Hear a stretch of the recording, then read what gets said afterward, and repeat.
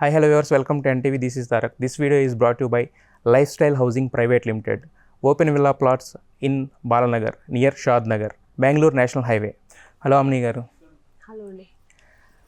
అంటే ఆమ్ని గారు మాకు ఎప్పుడు చూసినా కానీ లేకపోతే ఏదైనా సీరియల్లో చూసినా సినిమాలో చూసినా కూడా ఇప్పుడు కూడా ఏంటంటే ఒక పక్కింటి వ్యక్తిని చూస్తున్న ఫీలింగ్ వస్తుంది కానీ అంతేగాని ఒక హీరోయిన్ చూస్తున్న ఫీలింగ్ అయితే ఎప్పుడు రాదు మాకు. సో మీరు ఎంచుకునే పాత్రలు అలా ఉంటే నటించే మీ నటన కూడా అలాగే ఉంటుంది. సో అంటే మీకు వచ్చే పాత్రలో ఏవి పడితే అవి ఎంచుకుంటారు, లేదంటే మీకు ఇలా ఇప్పుడు మేము ఏదైతే చెప్పామో ఇంట్రోలో అలాంటి పాత్రలే ఎంచుకుని చేస్తారా? యాక్చువల్గా అంటే హీరోయిన్గా ఉన్నప్పుడు అలాంటి పాత్రలే వచ్చాయి నాకు. నేనేం సెలెక్ట్ చేసుకోలేదు. అలాంటి పాత్రలే నాకు చూస్ చేసి డైరెక్టర్స్ ప్రొడ్యూసర్స్ ఇచ్చేవారు. అది నాకు ఇప్పుడు ప్లస్ అయింది. అలాంటి క్యారెక్టర్స్ ఇప్పుడున్న వాళ్ళు కూడా ఆమెని గారు అయితే ఈ క్యారెక్టర్ బాగుంటారు, యాప్ట్గా ఉంటారని ఇప్పుడున్న డైరెక్టర్స్ ఇస్తున్నారు. బట్ అంటే ఒకసారి వింటాం కథలో నా క్యారెక్టర్ ఏంటి అనేది. ఇప్పుడు మన అవగాహన లేకుండా మనం చేసి ఏదో క్యారెక్టర్ చేయకూడదు కదా, సో చూసి చేస్తున్నాను. అయితే టైలర్ మేడ్ లాగా ఉంటాయి. అంటే మీరు అన్నట్టు మీకోసమే రాసుకుంటారేమో వాటిని. కొంతమంది కొన్ని క్యారెక్టర్స్ ఏంటంటే రాసిన తర్వాత వాటికి చూస్ చేసుకుంటారు. బట్ మీ క్యారెక్టర్స్ వరకు వచ్చేసరికి మాత్రం రివర్స్లో ఉంటుంది అనమాట. టోటల్గా టైలర్ మేడ్ లాగా అనిపిస్తుంటాయి. ఏమో తెలియదండి. అయితే మీరు ఇంతకుముందు సినిమాలు చేశారు, వెబ్ సిరీస్లు చేస్తున్నారు, సీరియల్స్ కూడా చేస్తున్నారు. ఇప్పుడు కొత్తగా రెక్కలు వచ్చిన సీరియల్ చేశారు కదా. మీరు ఇప్పటివరకు చేసిన వాటిల్లో లేని స్పెషాలిటీ, కొత్తదనం ఈ జెమినీలో వస్తున్న ఈ కొత్తగా రెక్కలు వచ్చిన సీరియల్లో ఏముందంటారు? అంటే ఇది చాలా ఎమోషనల్ క్యారెక్టర్. ఇంతకుముందు నేను ఒక సీరియల్ చేశాను కానీ అది నేను చేసిన శుభలగ్నం అలాగా కొంచెం ఆ షేడ్లో ఉంటుంది, కొంచెం గడుసుతనం, కొంచెం నూరు ఎక్కువ డామినేట్ క్యారెక్టర్. బట్ ఇది ఏంటంటే full and full emotional and చాలా సాఫ్ట్ క్యారెక్టర్. ఒక రెస్పాన్సిబుల్ ఉన్న తల్లిగా, పిల్లల మీద కొంచెం ప్రేమగా ఉన్న తల్లిగా నా క్యారెక్టర్ అది. అంటే యాక్చువల్లీ మేము విలేజ్ బ్యాక్డ్రాప్. అయితే ట్రైలర్లో చూసినప్పుడు మాకు ఏమనిపించింది అంటే మీరు ఒక సంఖ్యలుగా కనిపించారు, ఆమె వెళ్ళిపోయింది. అంటే ఇంకా నెక్స్ట్ నుంచి ఏంటంటే హీరోయిన్ డ్రైవ్ ఉన్నట్టు కనిపించింది. అంటే మీది అతిథి పాత్ర లేకపోతే త్రూ అవుట్ ఉంటుంది, ఎలా ఉండదు మీ క్యారెక్టర్ గురించి కొంచెం ఎలాబరేట్గా చెప్పండి. అంటే నేను ఒక రైతు, అది ఈటీవీ ప్రభాకర్ గారు, ఒక రైతు వైఫ్ అన్నమాట, వైఫ్ క్యారెక్టర్. సో భర్త ఏం చెప్తే అది దాని అడుగుజాడల్లో వెళ్ళడం నా క్యారెక్టర్. కొంచెం సాఫ్ట్, పిల్లల మీద చాలా ప్రేమతో, ఒక ఫ్యామిలీకి ఒక బాండింగ్ ఉన్న క్యారెక్టర్ ఇది. సో అలా ఉన్నప్పుడు భర్త చనిపోతే తర్వాత నేను ఆ కథలో మా పిల్లలు ఎంత స్ట్రగుల్ అవుతాము, ఒక అపోజిట్ విలన్ అనే అతను వచ్చిన తర్వాత సో తన మీద మన ప్రభావం ఎలా ఉంటుంది మన మీద తనది. ఒక మగాడు అండలేనప్పుడు ఆ ఇంటికి ఒక క్యాప్టెన్ అనే అతను అనేది ఒక భర్త, అతను లేనప్పుడు ఆ ఇంటికి ఎంత డిప్రెస్లో ఉంటారో, అలాంటప్పుడు ఎంతమంది అటాక్ చేస్తారు అనేది దీనిలో ఈ సీరియల్లో చూపిస్తారు. సో ఆ స్ట్రగుల్లో నేను నా పిల్లలు ఎంత స్ట్రగుల్ అవుతాము, మేము ఎలా విడిపోతాం, మళ్ళీ ఎలా చేద్దాం అనేది ఈ కథ. అంటే మీకు చాలా మంది ఇంతకుముందు సీరియల్స్ కూడా అప్రోచ్ అయ్యి ఉంటారు, కథలు చెప్పి ఉంటారు కదా. బట్ ఈ పర్టికులర్ సీరియల్ మీరు యాక్సెప్ట్ చేయడానికి రీజన్ ఏంటి? కొత్తగా ఎక్కడ వచ్చిన అంటే ఫ్రాంక్గా చెప్పాలంటే అన్ని విధాలుగా మాకు ఇప్పుడు ఒక కంఫర్ట్ జోన్ కావాలి. ఇప్పుడు మేము ఒక ఆర్టిస్ట్ ఎస్టాబ్లిష్ అయిన తర్వాత ఒక ఆర్టిస్ట్కి ఒక కంఫర్ట్ జోన్ ఉండాలి.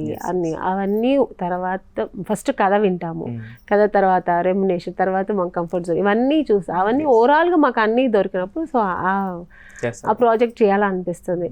పర్టికులర్గా మన బుల్లితెర అంటే టీవీ సీరియల్ అన్నప్పుడు అవన్నీ మనం చూసే చేసుకుంటాం. సో ఆ కంఫర్ట్స్ నాకు ఉంది కాబట్టి చేసుకుంటాం. ఫైనల్గా ఈ సీరియల్లో మీకు అన్నీ దొరికింది. మీరు సినిమాలు చేశారు, వెబ్ సిరీస్లు చేశారు, సీరియల్స్ చేస్తున్నారు కదా. అయితే మూడిట్లో నటన అనేది కామన్గా ఉంటుంది. కాకపోతే ఏంటంటే అక్కడ ఉండే మీరు అన్నట్టు ట్రీట్మెంట్ కానీ అక్కడ ఉండే పేమెంట్ కానీ డిఫరెంట్గా ఉంటుంది కదా. సో మరి మీరు ట్రీట్మెంట్ విషయంలో కూడా ఏంటంటే మీకు సినిమా సెట్ అనగానే ఒక 300 మంది ఉంటారు, ప్రతి చిన్నదానికి కూడా ఒక 2-3 హెల్పర్స్ ఇలాంటివి ఉంటాయి. బట్ టీవీ సీరియల్స్కి వాటికి వచ్చేసరికి అంత ఉండదు కదా యాక్చువల్గా. ఉండదు, కానీ మనం ఇప్పుడు డిమాండ్ చేస్తాం, మాకు ఇది కావాలండి, నాకు ఇంత కావాలి, అంత దొరకకపోయినా దాంట్లో ఒక 70% మాకు దొరుకుతాయి. ఒక ఆర్టిస్ట్గా ఓకే కంఫర్ట్ ఉంది. మనకు కావాల్సింది ఏంటి, మనం వెళ్ళినప్పుడు మాకు రెస్పెక్ట్ మెయిన్. సీనియర్ అన్నప్పుడు అంటే మరి మమ్మల్ని కూర్చోబెట్టి అలా దేవుళ్ళ చూడాలి, ఆ సీనియారిటీ అనేది ఉంటుంది. వెళ్ళి ఒక అమ్ని గారు వచ్చారా అలే ఆ రెస్పెక్ట్.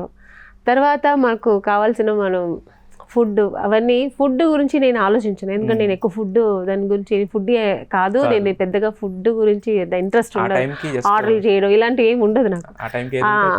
ఆ టైంకి ఏదని కాదు, నేను ఎక్కువ వెజిటేబుల్స్ ఫ్రూట్సే తీసుకుంటాను కాబట్టి సో దాని మీద డిపెండ్ అయిపోతాను కాబట్టి నేను ఆ ఫుడ్ మీద నాకు పెద్ద ప్రాబ్లం ఉండదు. వాళ్ళు వచ్చి ఇవ్వకపోయి నేను నా ఫుడ్ నేను తినేస్తుంటా.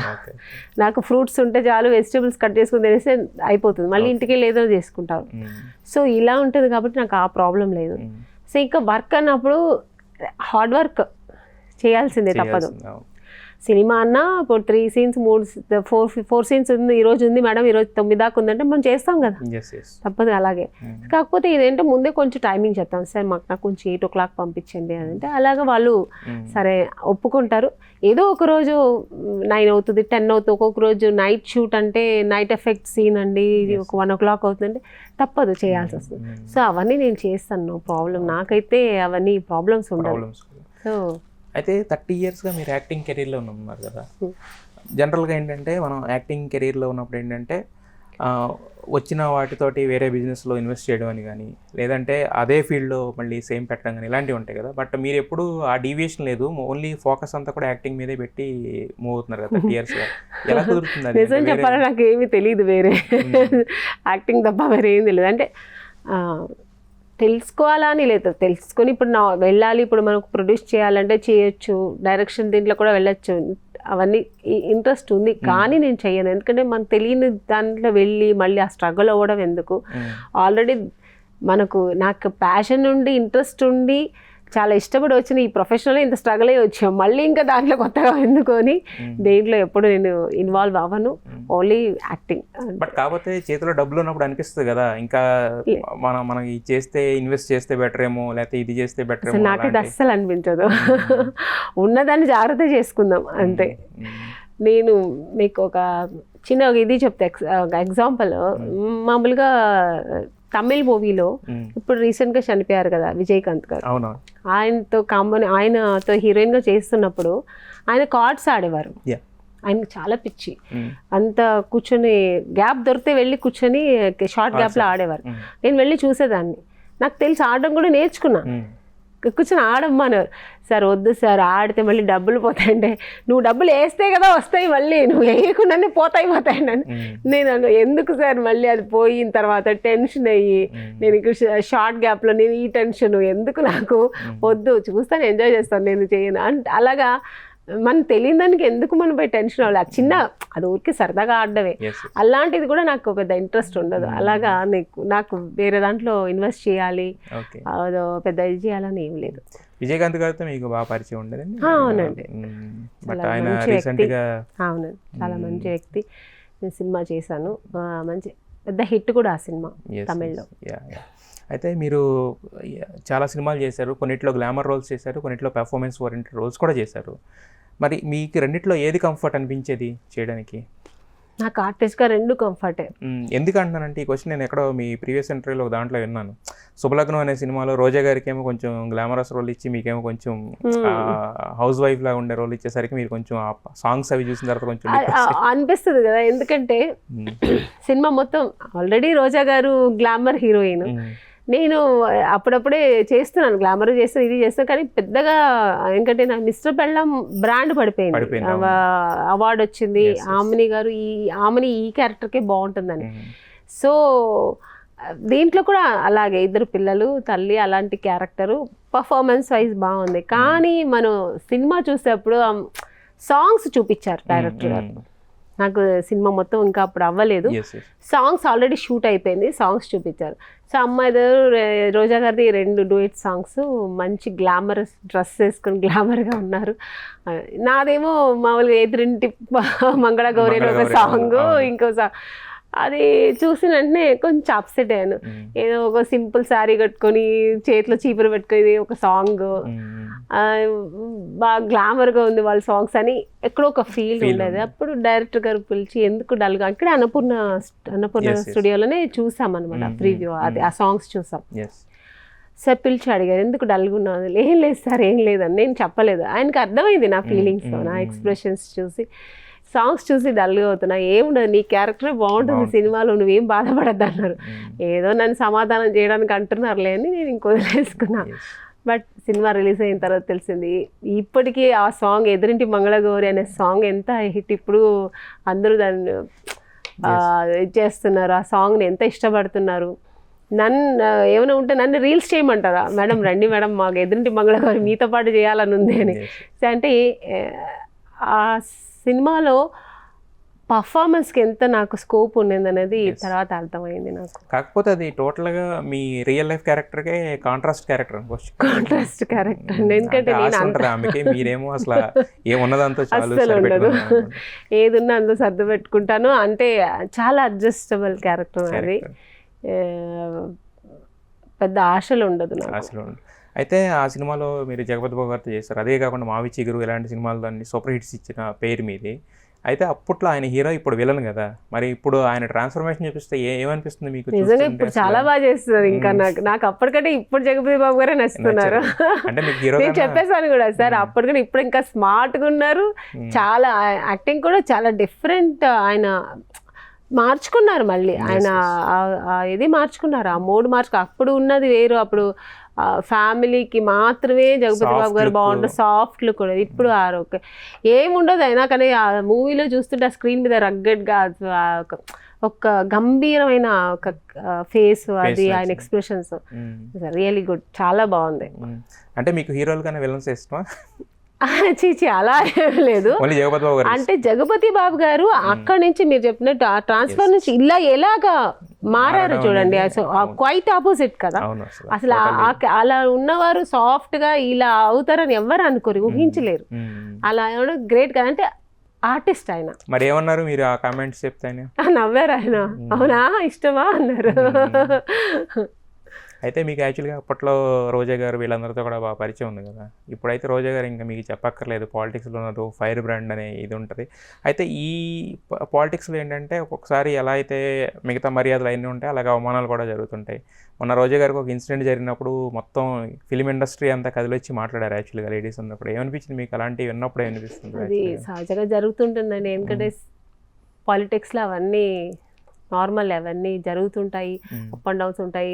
మీరు చెప్పినట్టు ఎంత అక్కడ మనకు అదితి ఇది దొరుకుతుందో అలాగే తిట్లు దొరుకుతాయి. సో రోజా గారు అవన్నీ ఇప్పుడు నాలాంటి వాళ్ళు అయితే అది బేర్ చేయలేరు. నేనైతే కొంచెం చాలా డిప్రెస్ అయిపోతాను. సో ఆవిడ ఫైర్ లేడీ, నిజంగా ఆవిడ గ్రేట్ అనమాట. సో ఆ ఒక్క ఇది అన్నీ ఆవిడ భరించి మళ్ళీ మళ్ళీ ఉత్తరం ఇస్తుంది, దానికి ఆన్సర్ చేస్తుంది. సో ఆవిడ గ్రేట్ లేడీ. ఒక సినిమా ఇండస్ట్రీలో ఉండి అక్కడ కూడా పెద్ద హీరోయిన్ అయ్యి అక్కడ కూడా సక్సెస్ అయ్యి, అక్కడి నుంచి ఒక ఫ్యామిలీగా వెళ్ళి అక్కడి నుంచి సక్సెస్ అయ్యి, అక్కడి నుంచి ఒక పొలిటీషియన్ కూడా సక్సెస్ అయిందంటే యాజ్ ఏ ఫ్రెండ్గా, యాజ్ ఒక ఆడదానిగా, నేను ఒక లేడీగా చెప్పాలంటే, ఒక స్త్రీగా నేను అప్రిషియేట్ చేస్తాను. గ్రేట్ రోజా గారు. అయితే ఇప్పుడు మాకు ఆవిడ ఫైర్ బ్రాండ్ ఏం మాట్లాడతారు, ఆవిడ జీవితం ఇవన్నీ మాకు తెలుసు. తెలియని ఏమన్నా సంఘటన చెప్పాలంటే కనుక ఆవిడ గురించి ఏం చెప్తారు మీరు? మాకు తెలియదు ఏదన్నా కానీ మీకు అప్పటి సెట్స్లో జరిగిన సంఘటన? నాకు తెలుసు, ఎందుకంటే నేను ఆర్టిస్ట్గా ఆవిడతో కలిసి చేసున్నాను. రీసెంట్గా ఇప్పుడు అప్పుడప్పుడు మాట్లాడదు. ఇప్పుడు నేను జబర్దస్త్లో కూడా ఆవిడతో కలిసి నేను జడ్జ్గా వర్క్ చేశాను. ఓకే. రీసెంట్గా నేను తిరుపతి వెళ్ళినప్పుడు కూడా వాళ్ళ ఇంటికి వెళ్ళి ఇంటికి రమ్మని చెప్పి మాకు అతిథి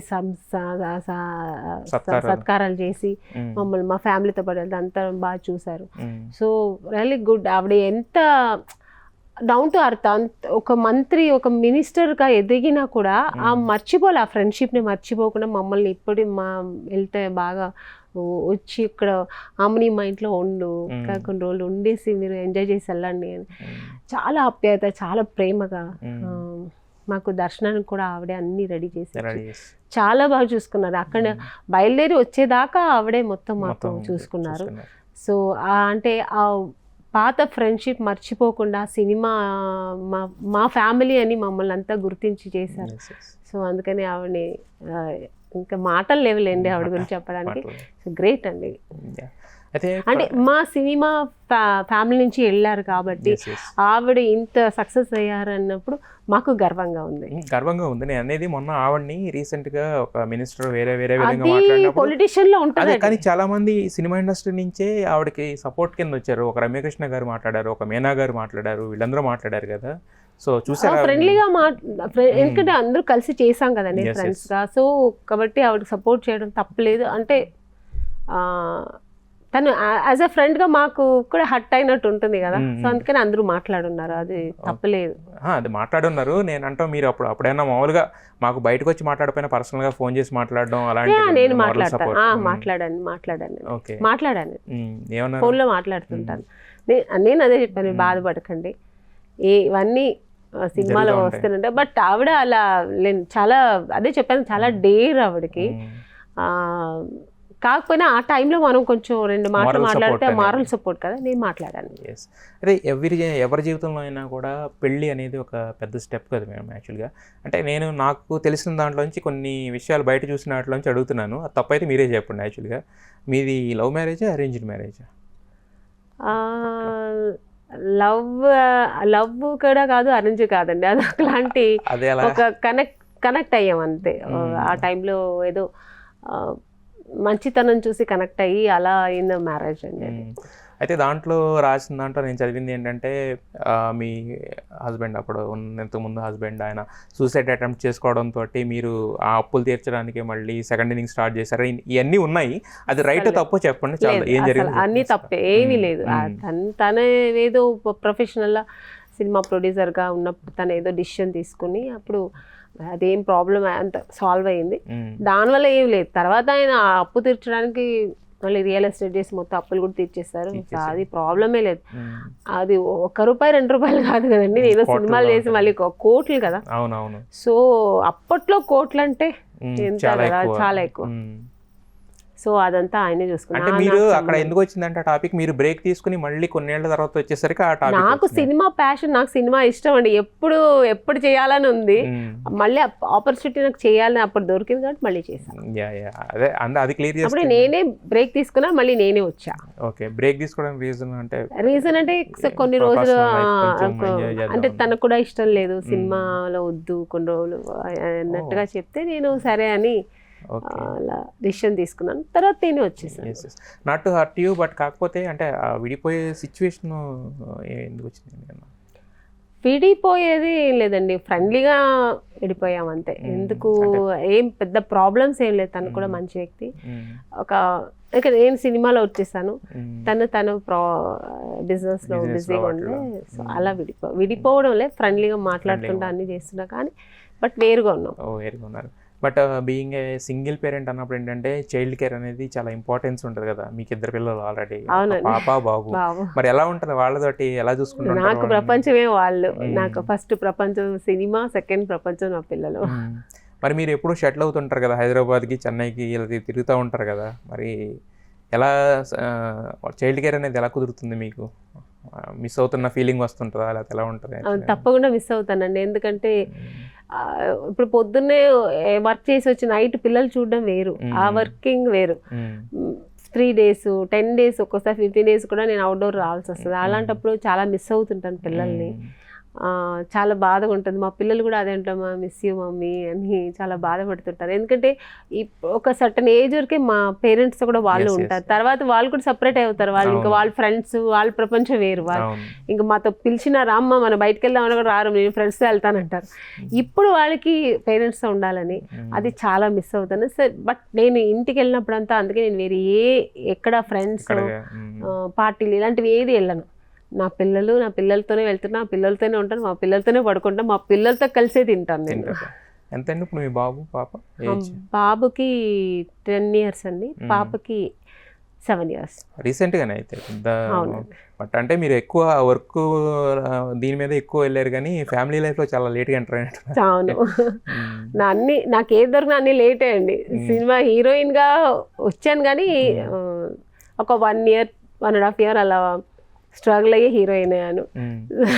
పిల్లలు కూడా అలాగే అన్ని లేట్గా దొరికినా బట్ దొరుకుతుంది, నేను అనుకున్నది సాధిస్తాను అనమాట. టాప్ పొజిషన్ దొరికినా యాక్చువల్గా ఒక్క పాప చాలు దేవుడా అనుకున్నాను, 2 ఇచ్చేసాడు దేవుడు. అనుకోలేదు అసలు పాప ఇంకో సెకండ్ బేబీ అవుతుంది నేను అసలు లైఫ్లో అనుకోలేదు, ఒక్కటి చాలా అనుకున్నా, సెకండ్ ఇమ్మీడియట్గా అయింది. దేవుడు ఇచ్చింది ఎందుకు కాదనాలని 2 పిల్లలు ఉన్నారు. అదే మీరు అంటే లేట్గా స్టార్ట్ అయినా కూడా హీరోయిన్గా రాజేంద్ర ప్రసాద్ గారితో అలా స్టార్ట్ చేసిన స్టార్ హీరోల దాకా మొత్తం అందరితో, నాగార్జున గారితో అందరితో చేశాను. ఇంకొక మంచి పెద్ద పెద్ద అంటే కె విశ్వనాథ్ గారు, బాపు గారు, రాఘవేంద్ర గారు, తర్వాత దాసనారాయణ, ఇలా కృష్ణారెడ్డి గారు, ఈవి సత్యనారాయణ గారు నన్ను ఇంట్రొడ్యూస్ చేసింది ఆయన. ఈవి గారు మహానుభావుడు, ఎక్కడున్న ఆత్మశాంతిగా ఉండాలి. ఎస్వి కృష్ణారెడ్డి గారు, ఇలా అందరూ మంచి మంచి డైరెక్టర్స్తో మంచి మంచి క్యారెక్టర్స్ చేశారు. అది నాకు ఒక వరం.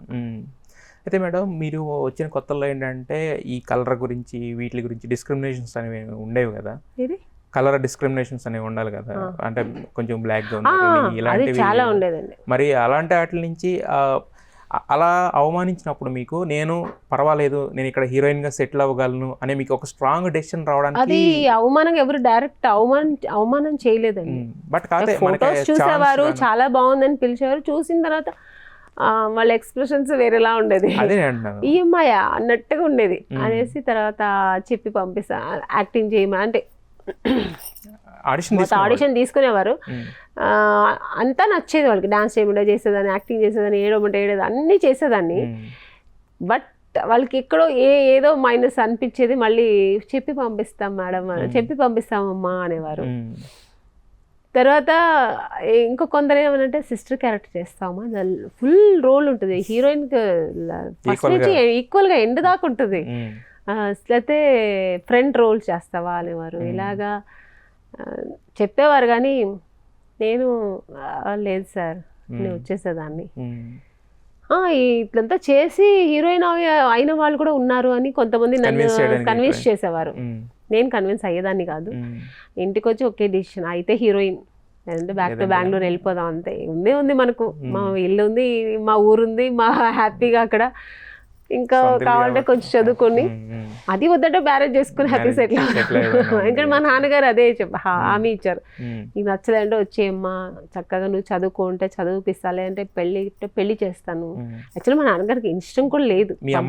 మా అమ్మగారు కూడా ఇష్టం లేదు. మా అమ్మగారికి ఏం తెలియదు. నేను అనుకున్న దానికి మా అమ్మ సపోర్ట్ చేశారు.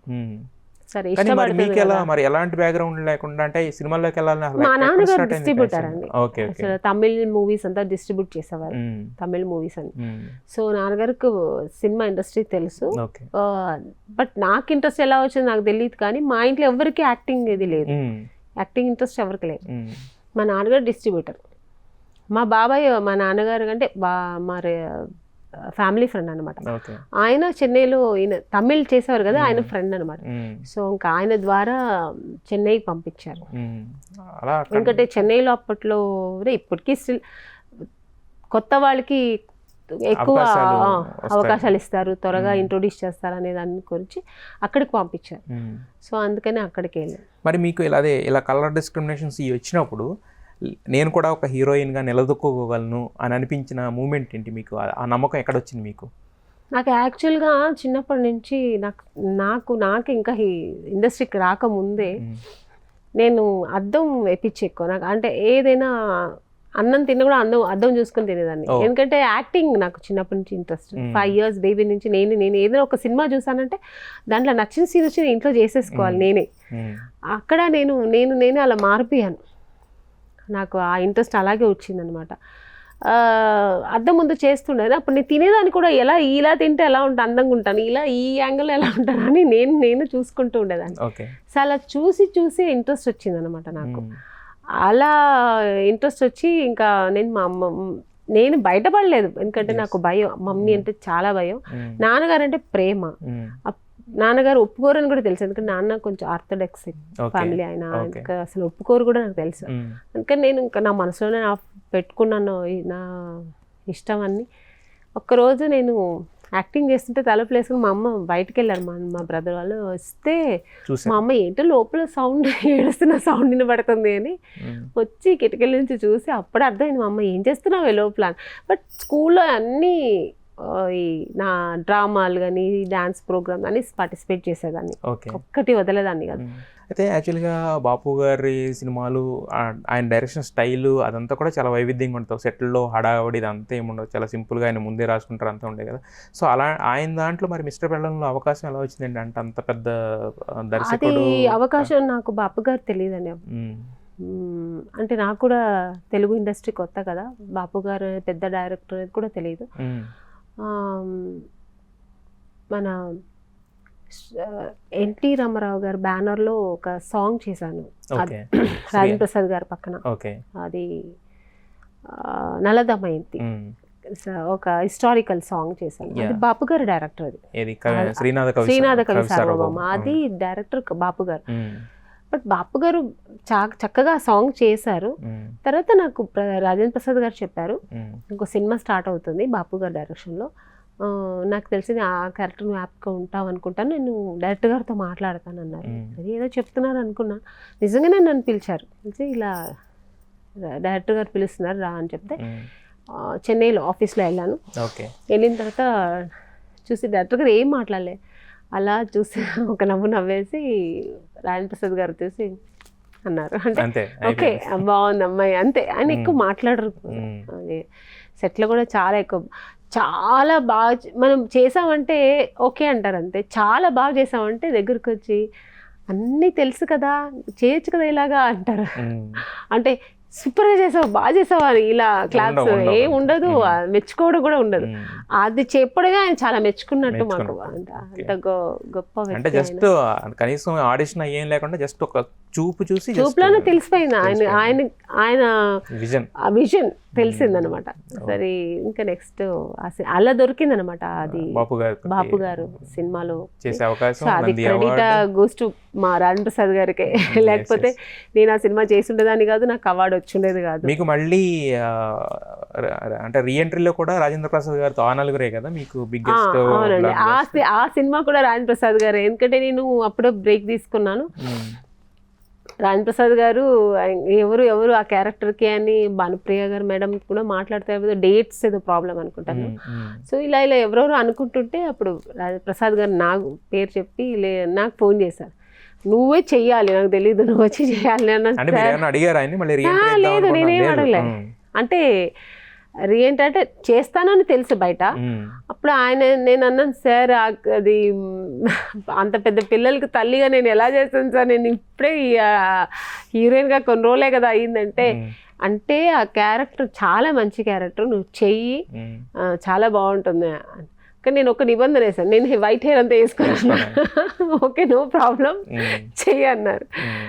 డైరెక్టర్ గారు కూడా ఓకే మేడం అన్నారు. సరే అలా చేశాను సినిమా. అయితే యాక్చువల్గా మీరు అన్నారు కదా ఇప్పుడు హీరోయిన్ క్యారెక్టర్స్ చేసినంత వరకు ఒక రకంగా ఉంటుంది, హీరోయిన్ తల్లి అనేసరికి ఆల్మోస్ట్ ఇంకా మిగతా అన్ని అలాంటి క్యారెక్టర్లు వస్తాయని చాలా మంది ఒప్పుకోరు కదా. సో మరి మీరు ఆ ట్రాన్స్ఫర్మేషన్ ఎలా తీసుకున్నారు లైఫ్లో? అంటే క్యారెక్టరైజేషన్ చాలా మంచి క్యారెక్టర్ ఒప్పుకున్నాను. ఆ లీడ్ రోల్ వేరు ఇందులో సినిమాలో, అలా ఒప్పుకున్నాను తప్ప ఇంకా తర్వాత నాకు తెలుసు. ఎందుకంటే హీరోయిన్గా ఒక పర్టికులర్ మన హీరోయిన్స్ తలరాత అంతే కదా, ఒక ఏజ్ ఉంటుంది. ఆ ఏజ్ తర్వాత ఒకప్పుడు మ్యారేజ్ అయినా చేసేవాళ్ళు, ఇప్పుడు మ్యారేజ్ అవుతుందంటేనే పక్కకు పెడుతున్నారు. పైగా ఇంకొక ఏజ్ ఒక ఇయర్స్ అయిందంటే పక్కన పెట్టేది. ఇప్పుడు మరి ఇంకా 2 years కూడా ఉండట్లేదు హీరోయిన్స్, మరి ఘోరం అలా. అందుకని ఇంకా నేను డిసైడ్ అయ్యాను, సో మదర్ క్యారెక్టర్స్, సిస్టర్ అంటే వదిన క్యారెక్టర్స్ చేద్దామని. అప్పుడు హీరోయిన్స్కి ఇప్పుడు హీరోయిన్స్కి మీరు చూస్తే ఏమనిపిస్తుంది? మీదే బెటర్ అనిపిస్తుందా మీ ఫేజ్, లేదంటే ఇప్పుడు బెటర్ అనిపిస్తుందా? లిమిటెడ్ గా ఉండేవాళ్ళు చాలా రోజులు ఉండేవాళ్ళు, ఇప్పట్లో ఉండట్లేదు. చాలా మంది వస్తున్నారు, చాలా రోజులు కూడా ఉండట్లేదు. ఎందుకంటే ఇప్పుడు సక్సెస్ అయిన హీరోయిన్స్ కూడా మళ్ళీ నెక్స్ట్ సినిమా దొరకట్లేదు. మరి ఏంటో నాకు తెలియదు, రీజన్ ఏంటో తెలియదు. మంచి సక్సెస్ ఇస్తున్నారు. నెక్స్ట్ ఇప్పుడు మాకంతా సక్సెస్ అయితే టపటపటపని సినిమాలు వచ్చేసేది. అలాగే సెకండ్ సినిమా సక్సెస్ అయింటే ఇంకో అలా ఉండేవాళ్ళు 10 years 7 years 8 years అలా ఉండేవాళ్ళు. మనం వెళ్ళిపోవాలే తప్ప మమ్మల్ని పంపించేవాళ్ళు కాదు. ఇప్పుడు అలా కాదు, సక్సెస్ అయిన అమ్మాయిలు కూడా నెక్స్ట్ సినిమా ఉండట్లేదు. Yes, ఇంకో అమ్మాయిని, కొత్త అమ్మాయిని వేస్తారు, ఆ సినిమాలో ఉన్న అమ్మాయిని మర్చిపోతున్నారు. yes, yes, ఎందుకో తెలియదు మరి. yes. బాగా చేస్తున్నారు, కానీ మంచి యాక్టింగ్ వైజ్ కూడా చాలా బాగా చేస్తున్నారు. ఇప్పుడు వచ్చే అమ్మాయిలు ఎంత యాక్టివ్గా ఉన్నారు, డాన్సులు కానీ వాళ్ళు ఎక్స్ప్రెషన్స్, వాళ్ళ టాలెంట్ చాలా బాగుంటుంది. ఎస్. అయితే మేడం, హీరోయిన్స్ విషయంలో మాట్లాడేసరికి అంటే మీతో మాట్లాడొచ్చు, సీనియర్ హీరోయిన్గా మీరు చాలా కాలంగా ఉన్నారు కాబట్టి. ఈ మధ్య కాలంలో ఏంటంటే మీటూ అనేది బాగా ఇదవుతుంది కదా. నాకు తెలిసినంతకాలం నేను అంటే విన్న వాటి ప్రకారం ఏంటంటే ఫోర్స్ ఎవరు ఉండదు, కావాలనుకుంటే మీ అభిప్రాయాన్ని బట్టి అంటారు. కాకపోతే ఏంటంటే ఇప్పుడు చాలామంది ఏంటంటే మీటూ అని బయటకు వస్తున్నారు, యాక్చువల్గా బయటకు వచ్చి పలానా మాట్లాడుతున్నారు కదా. ఫోర్స్ లేనప్పుడు మీ ఇష్టం అనేది ఉన్నప్పుడు యాక్చువల్గా అంత అవసరం లేదు కదా అనిపిస్తూ ఉంటుంది. మీ ఇలాంటి వాటిని చూసినప్పుడు మీకేమనిపిస్తుంది యాక్చువల్గా? అది వాళ్ళ పర్సనల్స్ అండి, అంటే వాళ్ళ ఇష్టం అది. మనం మాట్లాడడానికి మనకి రైట్స్ లేదు. ఇంకా కాస్టింగ్ కౌచ్ అనేది ఇప్పుడే కాదు, అప్పట్లో నుంచి ఉంది అదే ఉంది. కాకపోతే ఇప్పుడు అది కూడా ప్లస్ నాకు తెలిసిన వరకు ఫోర్స్ ఏమి ఉండదు యాక్చువల్గా. అది that's up to you. Force లేదు, అదే అప్ టు యువర్ డెసిషన్ అన్నప్పుడు. ఇప్పుడే కాదు, ఎప్పుడు అంతే. సినిమా ఇండస్ట్రీలో ఎవరు ఫోర్స్ చేసి నువ్వు నాకు ఇలా చేస్తేనే ఇలా సినిమా ఛాన్స్ ఇస్తాను అనేది ఫోర్స్ ఎక్కడా లేదు, ఎప్పుడూ లేదు. మంచి చెడు ఎక్కడైనా ఉంటుందండి. ఏ ప్రొఫెషనల్ అయినా మంచి చెడు రెండు ఉంటుంది. డాక్టర్స్ ప్రొఫెషనల్స్ కానీ, ఇంజనీర్స్, ఏ ఆఫీస్, ఏ ప్రొఫెషనల్కైనా వెళ్ళినా మంచి చెడు ఉంటుంది. అది మనం చూస్ చేసుకోవాల్సింది మన బాధ్యత. మనకు కావాల్సినట్టే చేసుకోవచ్చు, లేదంటే లేదు, అంతే. అది వాళ్ళ ఇష్టం. ఓకే. మీకు ఎదురైనా ఎప్పుడన్నా నాకు తెలుగులో నేను ఏమి అలాంటివి ఫేస్ చేయలేదండి. నేను ట్రై చేసింది కూడా తమిళ్ కదా, నాకు తెలుగు అంత టచ్ లేదు. తెలుగు తనగా నాకు వచ్చింది ఆపర్చునిటీస్. రాజేంద్ర ప్రసాద్ గారు లేదు, తెలుగు నాకు ఈవి సత్యనారాయణ గారు ఫస్ట్ సినిమా జంబలక్కడి పంబ, అక్కడి నుంచి నేను ట్రావెల్ అయ్యాను కదా తెలుగులో. ఫస్ట్ అక్కడ తమిళ్లో నేను చేసేటప్పుడు కొన్ని కంపెనీకి వెళ్తా, అన్ని కంపెనీ కూడా నేను చెప్పట్లేదు. ఇప్పుడు ముక్తా అని పెద్ద కంపెనీలు ఉన్నాయి, పెద్ద టి రాజేందర్ వాళ్ళతో వెళ్తే అలాంటివన్నీ ఏమీ లేదు. ఓన్లీ టాలెంట్గా మర్యాద ఇస్తారు అక్కడ, నచ్చితే వేసుకుంటారు, లేదంటే వద్దండి. అలాంటిదే కొన్ని ఉంటాయండి, కొత్త కంపెనీసు, కొంచెం చిల్లర వాళ్ళు ఉంటారు, అలాంటి వాళ్ళు చేస్తారు తప్ప. అలాంటి వాళ్ళు అడుగుతారు, అది మనం వద్దనుకుని రావడమే తప్ప ఎందుకు మనకు అవసరం లేదు. చెడు అని తెలిసిన తర్వాత ఎందుకు పక్కకి వెళ్తాం, మనం మంచి ఉన్న చోట వెళ్తాం అంతే. అంటే అక్కడ పెద్ద హీరోలు అలాంటి ఆశయాన్ని చూపించేవాళ్ళ, పెద్ద హీరోతో సినిమా అని చెప్పి ఇలాంటివన్నీ ఎలా ఉండేది? లేదా పెద్ద హీరో అంతా ఏం లేదు, అక్కడ కొత్త ఉండేవాళ్ళు పెద్ద అంత ఆశ అంతా లేదు. వాళ్ళు యాటిట్యూడ్ తెలిసిపోయేది. ఎవరు డైరెక్ట్గా రామ్మా అలా వెళ్ళా నేను కావాలి అలా ఎవరు అడగరు, అంత ఇండీసెంట్గా ఎవరు అడగరు. ఎలా అంటే ఇలా ఉంటుంది అని ఒక మూడో మనిషి వచ్చి మనకు చెప్తే మనకు అర్థమవుతుంది, ఇలా ఉంటే ఇలా ఉండాలి, ఇలా అడ్జస్ట్ చేయాలి. లేదండి నేను అలాంటి అమ్మాయి కాదంటే పక్కకి వెళ్తారు. వాళ్ళకి ఇంకొకరు ఉంటారు కదండి, చాలా మంది ఉన్నారు. దానికని వెళ్ళే వాళ్ళు ఉన్నారు, వద్దనుకునే వాళ్ళు ఉంటారు. అందుకని అందరినీ తప్ప అనట్లేదు. కొంతమంది మనం ఫేస్ చేయాల్సి వస్తుంది, మనకు తెలియదు కదండి. ఇప్పుడు ఈ సినిమా వాళ్ళు ఒక కంపెనీ అని తీసుకెళ్తారు, సినిమా తీస్తారా మనకు తెలియదు, వెళ్తాం మనకు చూసిన తర్వాత తెలిసింది సినిమా తీస్తారా లేదా, ఇది నిజంగానే సినిమా ఆఫీసా తెలిసిపోతుంది మనకు. సో అప్పుడు మనం పక్కకు రావడమే. అంటే మనకి స్టార్టింగ్ స్టేజ్ లోనే అలాంటివి ఉంటాయి. తర్వాత వన్స్ మాకు సినిమా ఇండస్ట్రీలో మాకు ఒక ఫేము, మాకు ఒక ఇది దొరికిన తర్వాత అలాంటివి ఏది ఉండండి, మనకు దొరికే మర్యాద దొరుకుతుంది. ఒక ఆర్టిస్ట్గా ఇక్కడ ఎప్పుడు నిలబడి ఉంటాము, అందరూ ఆ మర్యాద ఇస్తుంటారు. తెలుగులో తమిళ్ అన్నిట్లో చేసినా కూడా ఏంటంటే ఇప్పుడు కమల్ హాసన్ గారు లాంటి వాళ్ళతో కూడా చేసిన ఇది ట్రాక్ రికార్డ్ మీకు ఉంది కదా, కె విశ్వనాథ్ గారు లాంటి వాళ్ళతోటి. సో కమల్ హాసన్ గారు ఏంటంటే మిస్టర్ పర్ఫెక్షనిస్ట్ అనే పేరు ఆయనకు ఉండేది. యాక్చువల్గా ఏంటంటే లోకనాయకుడు అంటారు రకరకాలుగా. అంటే ఇప్పటికి కూడా స్టిల్ మీరు ఇది చూస్తే రీసెంట్గా చేస్తున్న సినిమాలు కూడా చేస్తే ఆయన చేసిన అటెంప్ట్స్ అన్నీ కూడా నెవర్ బిఫోర్ అంటే వేరే వాళ్ళు చేయడానికి కూడా సాహసించిన అటెంప్ట్స్ చేశారు కదా. సో ఆయనతో ఎలా ఉండేది వర్కింగ్ ఎక్స్పీరియన్స్ మీకు? ఏమంటారు, ఒక డిక్షనరీ అండి. వాళ్ళతో వెళ్తే ఏదో ఒకటి నేర్చుకుంటాం. కె విశ్వనాథ్ గారు ఉన్నారు, ఆయన స్కూల్లో ఆయన సినిమా చేసేటప్పుడు ఏదో ఒకటి నేర్చుకుంటాం. డిసిప్లిన్, ఆ టైమింగ్స్, ఆయన యాక్టింగ్ దాంట్లో మునిగిపోతారు. అసలు ఇంక వేరే ఏం ఉండదు ప్రపంచం. ఆయనకి బ్రేక్ తినాలి మన టైంకి అనేది కూడా ఉండదు. ఓన్లీ యాక్టింగ్ వీళ్ళకి ఎలా చెప్పించాలి, ఇది ఎలా పెట్టాలి, ఈ సీన్ ఎలా వస్తే బాగుంటుంది, దీంట్లోనే ఉంటారు. సో అవన్నీ చూస్తాడు. ఆయన వర్క్, ఆ హార్డ్ వర్క్ మనం నేర్చుకోవాలి, ఆ సిన్సియారిటీ, ఆ డెడికేషన్. బాపు గారి దగ్గరికి వెళ్తే ఆయన చాలా సింప్లిసిటీగా ఉంటారు, ఎస్ డౌన్ టు అర్త్. ఆయన ఒక డైరెక్టర్ లాగా అస్సలు ఎక్కడా అనిపించరు, ఆ బంద ఇది ఏముండదు, చాలా సింపుల్గా ఉంటారు. Work work work morning 6 o'clock అంటే 5:45కి అక్కడ ఉంటారు ఆయన విత్ పేపర్తో. సో అంత సింప్లిసిటీగా ఉంటారు. సో ఆ టైమింగ్స్ కానీ ఇది కానీ, ఈరోజు 2 సీన్ అనుకున్నా 2 సీన్ తీసేవారు ఆయన అనుకున్నట్టు. సో అక్కడ అలాంటివి నేర్చుకున్నాను. ఇంకా కమల్ హాసన్ గారు అన్నప్పుడు యాక్టింగ్ అసలు ఆ కళ్ళల్లో నీళ్ళు, గ్లిజరిన్ లేకుండా ఆయన యాక్ట్ చేసేవారు. గ్లిజరిన్ అస్సలు వాడారు ఆయన, అస్సలు గ్లిజరిన్ వాడారు. అనుకుంటే ఆ వాటర్ వచ్చేసింది. అంటే అలా అవును, ఇప్పుడు సీన్ చెప్తున్నారు అనుకోండి, చెప్తే రిహర్సల్లోనే ఆయన ఏడ్ చేస్తుంటారు ఇంకా ఆ సీన్కి. అవన్నీ చూసి అంటే ఇన్వాల్వ్మెంట్, ఆ సీన్లో ఇన్వాల్వ్మెంట్ అవ్వడం. డైరెక్టర్ గారు అన్నిసార్లు చెప్తే కూడా ఆయన విసిగించుకునేవారు కాదు. ఇప్పుడు డైరెక్టర్ గారు ఏంటంటే రిహర్సల్ టేక్ అయ్యేదాకా, ఇప్పుడు లైటింగ్ చెప్పేసి లైటింగ్ చేస్తున్నంత సేపు రిహర్సల్ చేస్తూనే ఉండాలి. ఆయన ఈ సీన్ అనుకో అది చేస్తూనే ఉండాలి, మళ్ళీ చేయమా మళ్ళీ చేయనా రండి ఇట్లా చెప్తూనే ఉంటారు. వాళ్ళు చేస్తూనే ఉన్నప్పుడు ఆయన అన్నిసార్లు చేసేవారు. మరి అంత పెద్ద హీరో వెళ్ళి చేరేసుకుని కూర్చొని సరే వాళ్ళు ఏదో అసిస్టెంట్లు వీళ్ళు మీరు చేసుకోండి అని చెప్పి కూర్చునేవారు కాదు. ఆయన ఎన్నిసార్లు చెప్తే అన్నిసార్లు ఆయన చేసేవారు, అంత పెద్ద హీరో. సో అవన్నీ నేర్చుకున్నాను నేను. ఎంత సీనియర్ అయినా మనం కూడా ఇలాగే ఉండాలి, అంత పెద్ద సీనియర్ మనం కాదు, ఎంత ఎదిగినా ఆయన అలా ఉన్నారు కదా. సో అది అవన్నీ నేర్చుకున్నాను. ఓకే, మరి తెలుగు ప్రేక్షకులని అలాగే జోవిల్గా ఉండేవారు, అంత పెద్ద హీరో కదా, అందరి దగ్గర చక్కగా మాట్లాడుకుంటూ నవ్వుతూ ఉండేవారు అనమాట. అయితే తెలుగు ప్రేక్షకులు మిమ్మల్ని ఇంతగా ఆదరించారు, 2 నంది అవార్డులు కూడా అందుకున్నారు తెలుగులో. సో ఇంకా మీరు ఫ్యూచర్లో అంటే తెలుగు సినిమా ఇండస్ట్రీ మీకు ఆల్మోస్ట్ నేమ్ ఇచ్చింది, ఫేమ్ ఇచ్చింది, అన్నీ ఇచ్చింది కదా.